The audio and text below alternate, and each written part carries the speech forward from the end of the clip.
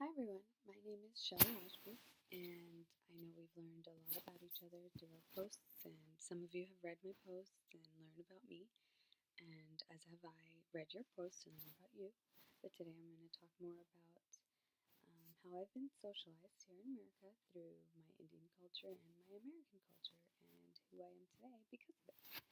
So let's get started. I was born in Artesia, California on February 3rd, 1989. Today I'm 27 years old. I still live in the city of Buena Park and work at the UCLA Blood and Platelet Center. And I'm also in the process of pursuing a career in nursing. I live with my parents, my grandmother, my older sister and her husband, my two younger siblings, and my dog. We've been born and raised in the same house and haven't moved ever, and I am still here. My grandparents traveled here about 35 years ago. My dad's side was here first.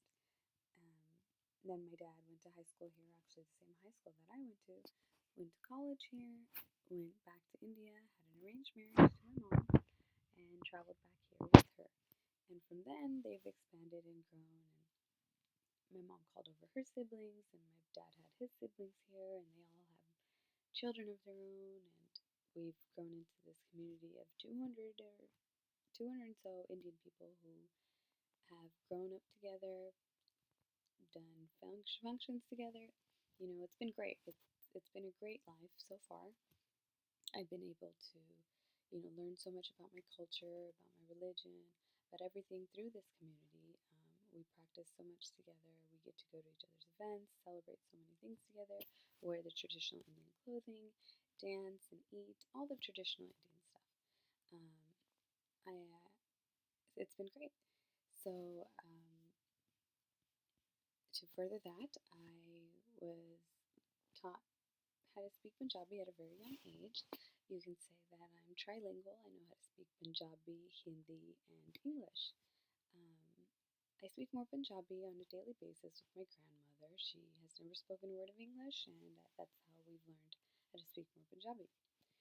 Learning Punjabi before English had caused a barrier at times in school, and that went away on its own. But I've noticed that I still feel sometimes of a barrier, and didn't even realize that it was there.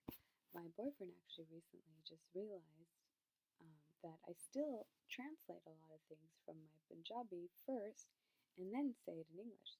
For example, I'll say I'm picking up my clothes, and to him it's like, why aren't you folding your laundry? But folding your laundry in Punjabi translates to picking up your clothes. So I've noticed that some of the things that I say in English still translate first in Punjabi in my head because I'm so used to talking that way as well. Um, so that's one form of, you know, two different cultures that I've had to experience.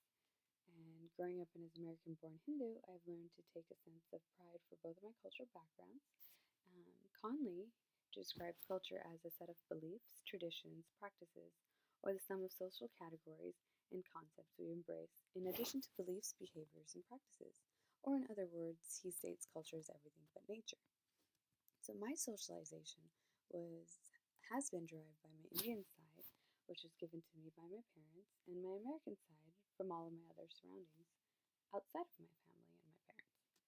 So Conley describes socialization as a process by which individuals internalize the values, beliefs, and norms of a given society and learn to function as a member of that society. So growing to school here, I was able to be socialized through my American side and having my traditional Indian practices with all of my family, all of my aunts and uncles.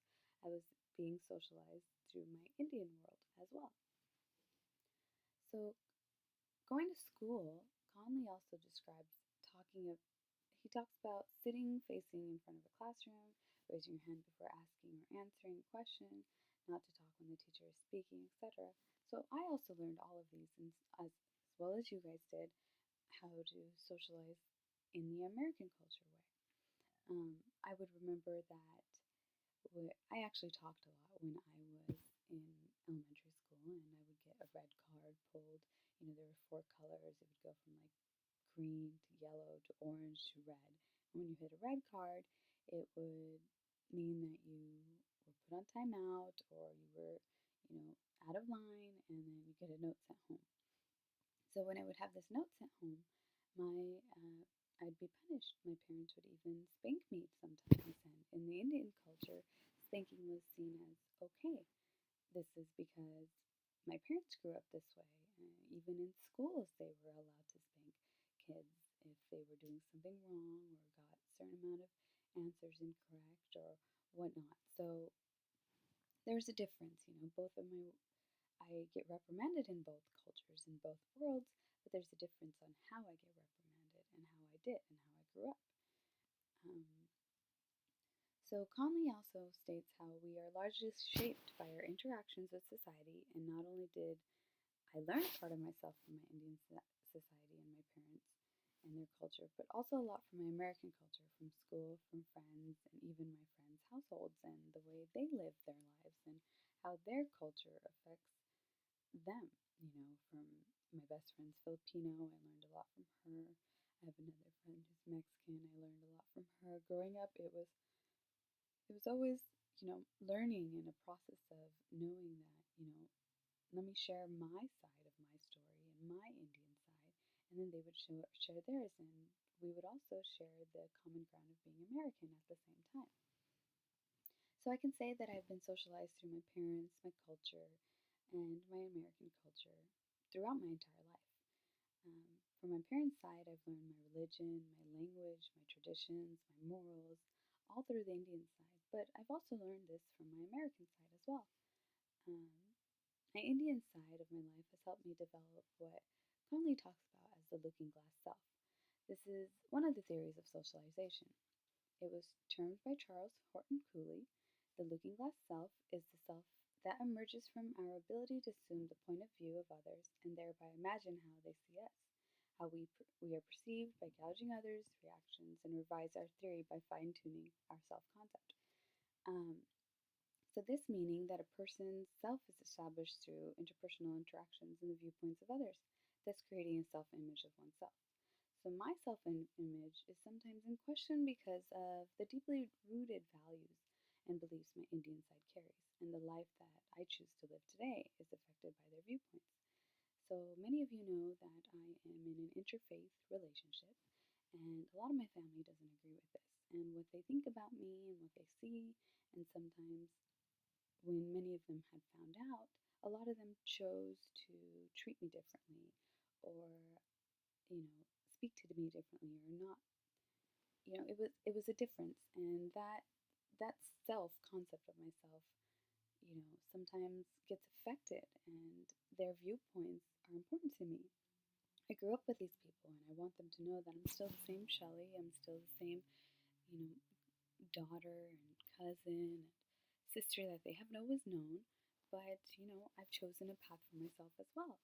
And I believe that in life, parents play a huge role in developing the concept of self in their children through motivation, through positive feedback, and communication.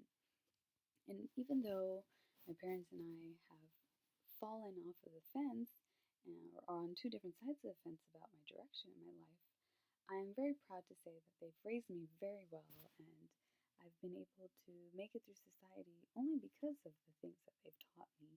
And I've been able to learn my American side also better because of the morals and viewpoints that they've taught me. So, in order to move beyond the self, Conley states how one has to recognize that other people have wants and needs and desires that are similar and different. And I notice this with, everybody else in my family and my friends in my American life per se. And, some of my friends tell me that I should go for it, do what I want, go for what I, feel, and love is always conquers all and all of that. But, my Indian side will say, what is wrong with you? How could you put your family's name in shame?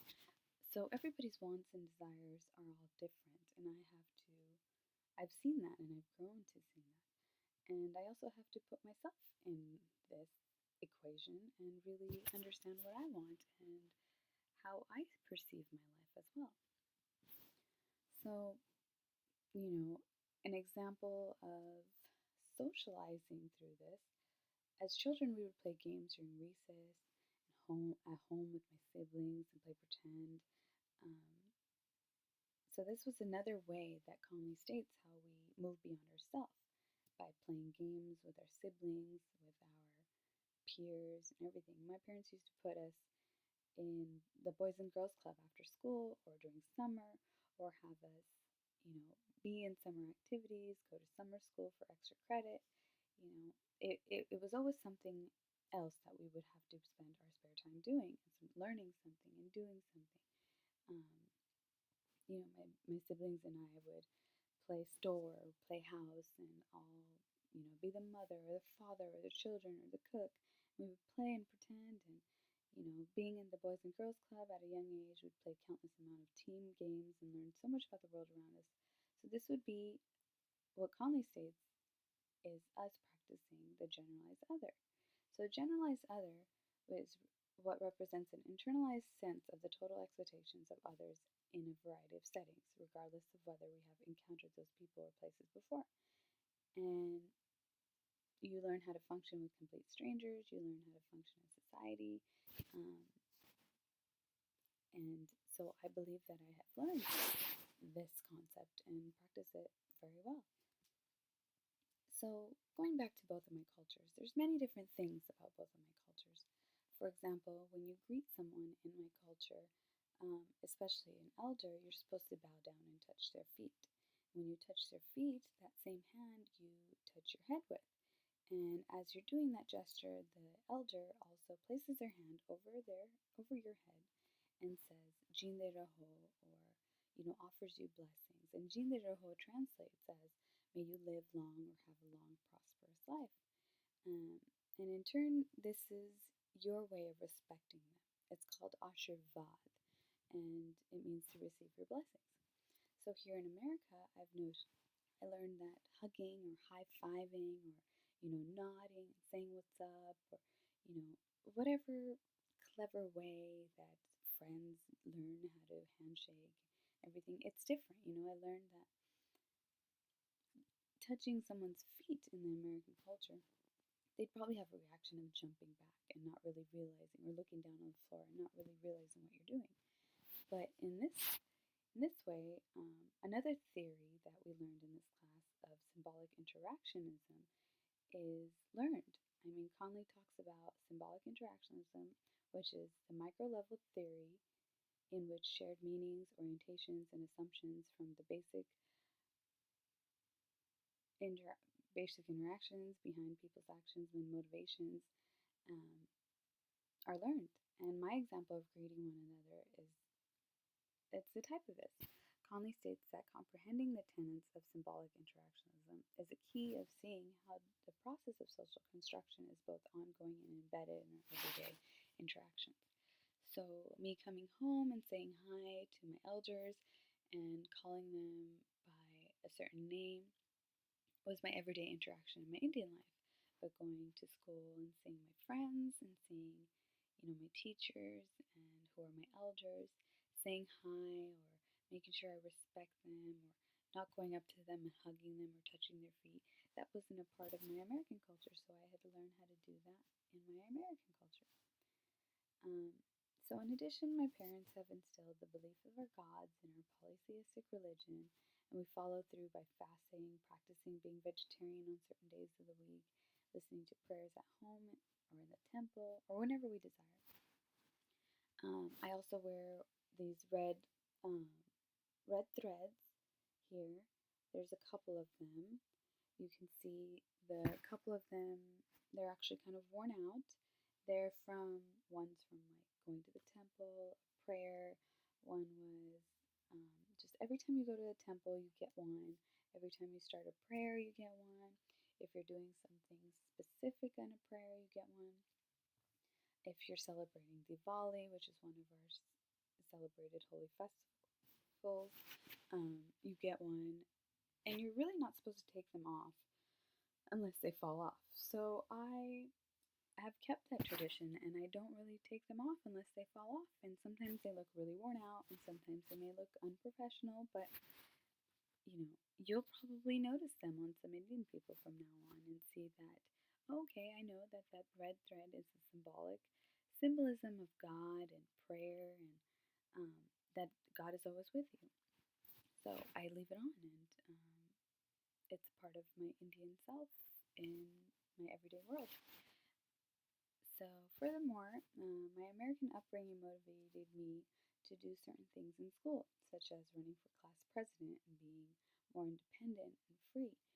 Um, I was always involved in ASB and leadership, always, running for things, being a part of things, and, becoming very independent on my own also outside of my household.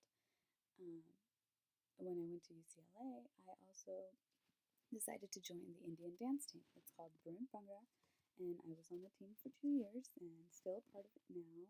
Um, we would learn how to do traditional Indian folk dancing. The folk dancing would be very modern in terms of what traditional Indian dancing would be. We would dance to not live music, but recorded music, so that made us the modern dance team. And we would have special effects and crazy lighting and, you know, stunts, and it was great. We'd travel all around the nation, and it would help spread awareness of our culture, and we'd compete and learn more about, interact with each other, and learn more about each other and our cultures, and continue on what our parents have all taught us. And also, we'd also relate to each other, not only by our Indian side, but by the school that we went to, by the culture and religion that we practiced, by the language we spoke, and being American as well. Um, I would also do this when I would go to my ASB seminars. We would have countless amount of team building skills, and we'd learn different ways of interacting with people and becoming social, and how to we would listen to motivational speakers and how to become a leader and a follower, um, and be respectful to your leaders. I feel like I've learned so many things from both sides of my cultures. Um, so my parents were always a part of the middle class, and because of that, you can see that they wanted to join after school activities, summer school for extra credit. Like I had stated before, everything was, always my free time always went to something else. I volunteered, I prepared for events at school, I learned how to interact with adult authority figures and how to talk to strangers, how to follow rules and manage my schedule. I grew up watching my parents work every day as well. My mom holds a manager position at a bank, and my dad also held one at a tools company, and seeing their roles as leaders motivated me to do so as well. I guess you can say I somewhat re socialized in my own way growing up, because I always thought that, okay, my parents wanted this Indian side of me, wanted me to get an arranged marriage or find an Indian person and make sure that I still follow strictly within my boundaries. But, once I met my boyfriend and being with him, and he's become my best friend, and now we've been together for 12 plus years, I've developed more of what I want and need, and also learned from both sides of my cultures very much about my own self. Gender also plays a very important role in my socialization. Conley states how not only family members but the larger social world interact with boys and girls very differently and socialize them into different roles. Growing up, I always saw my mother go to work, come home, change, and step right into the kitchen. No rest, no nothing. It was always come home and go right into the kitchen and cook for my dad, cook for my grandparents, cook for the kids. My dad would come home, he'd clean up what he sees that needs to be, change, and sit and watch TV and wait for my mom to cook dinner. It was their way of life, and it had been for now 26 years, and sorry, not 26 years, I'm 27. Close to 30 years now. Um, and that was the way it is. I also see this on my boyfriend's side of the family, and his mom um, also always cooks for her husband, always cooks for the kids. And I know that in turn they want their son to find a wife like that as well. But both of both of them have also come to realize that life has changed. I work full time, I go to school full time, I volunteer, I do so many activities that I don't even show up at home dinner time sometimes, and we'll pick up some food on the way home. So, gender also plays a big role.